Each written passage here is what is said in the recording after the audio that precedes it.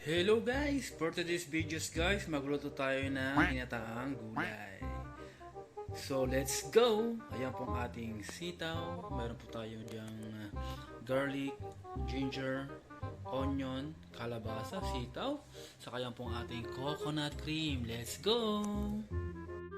Yan guys, ready na pong ating vegetables.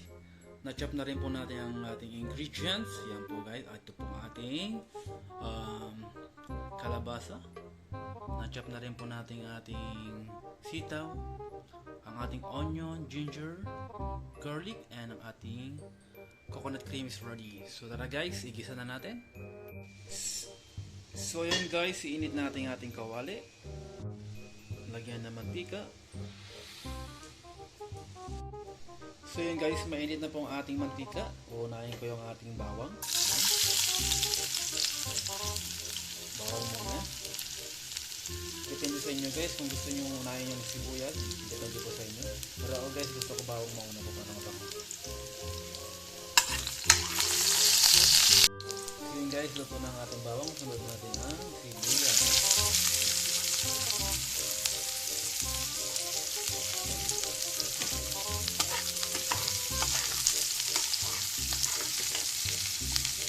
Luto ng ating sibuyas, isunod natin ang ginger. Yan. Luya guys. Lutuin lang natin ang luya.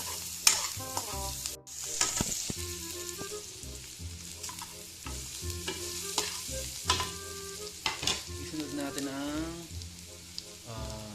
ating kalabasa guys.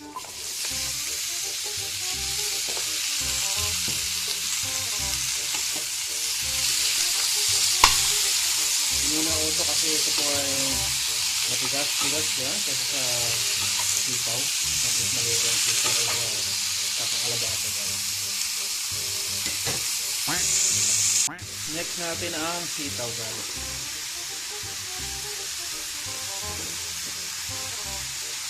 Lutuin natin ang sitaw, mga half cook bago natin ilagay ang coconut cream. Ganun din po yung ating kalabasa. Next natin ang pampalasa guys, asin. Kunting asin lang po. Ayan. Lagyan din natin guys ng bagoong. Ayan. Pampasarap.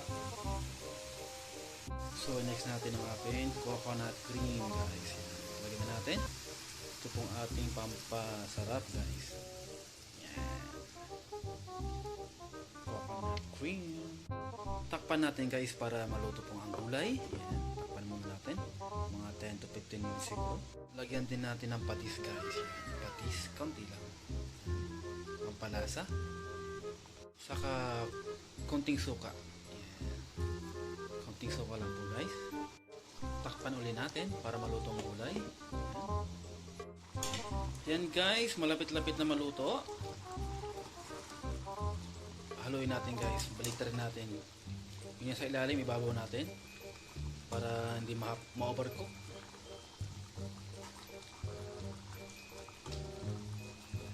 Yan po ang ating binagoongang gulay. Yan po. Look yummy. So yan guys, luto na pong ating ginataang gulay. Binagoongang gulay. Yan, patayin na natin. It's ready. Tikman natin guys kung okay naman ang lasa. Kuha tayo ng konti.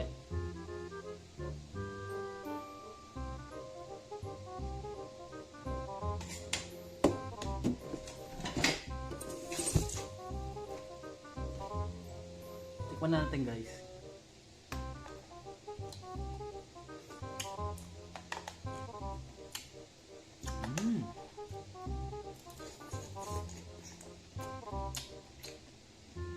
Okay guys, taob na ng mga ating kanin na ito. Bye guys, thank you for watching.